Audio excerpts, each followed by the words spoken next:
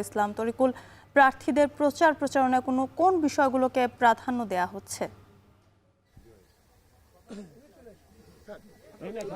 যুথিকা, মূলত প্রার্থীরা ভোট থেকে মাঠে নেমেছে, ভোট প্রার্থনা করছেন এবং তারা ভোটারদের কাছে যাচ্ছেন মূলত এলাকার উন্নয়ন।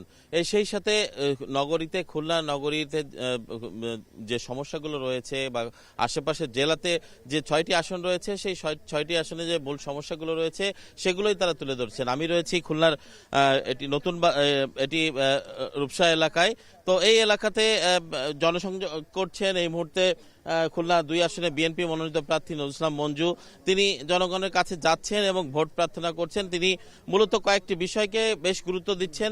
এই শহরে মাদক, সন্ত্রাস, দখলদারিত্ব বা টেন্ডারবাজি, এছাড়া মানুষের মধ্যে শান্তি শৃঙ্খলা ফিরিয়ে আনা, যুব সমাজকে কর্মসংস্থানমুখী করা এবং সেই সাথে এই অঞ্চলে যে শিল্প কলকারখানা রয়েছে বা শিল্প ইন্ডাস্ট্রি রয়েছে, যেখানে কর্মসংস্থানের সুযোগ রয়েছে, সেগুলোকে আবার নতুন করে সেগুলো চালু করা এবং নতুন নতুন প্রকল্প গ্রহণের মাধ্যমে এই কর্মসংস্থানের সৃষ্টি করা। বিশেষ করে নারীদের একটা অংশ শহরের বিভিন্ন স্থানে যারা একসময় কাজ করতেন তারাও বেকার হয়ে পড়েছেন, সেগুলোকে আবারও ফিরিয়ে আনা এবং খুলনার অতীত ঐতিহ্য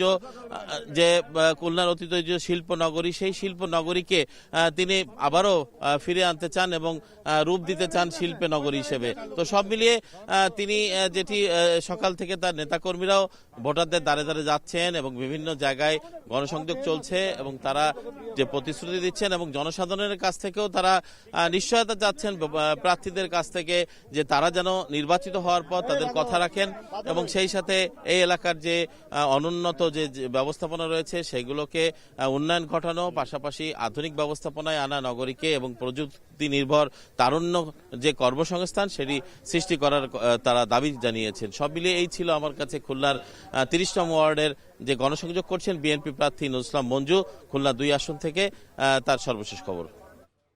খুলনা থেকে নির্বাচনী প্রচারণার খবর জানাচ্ছিলেন তরিকুল ইসলাম।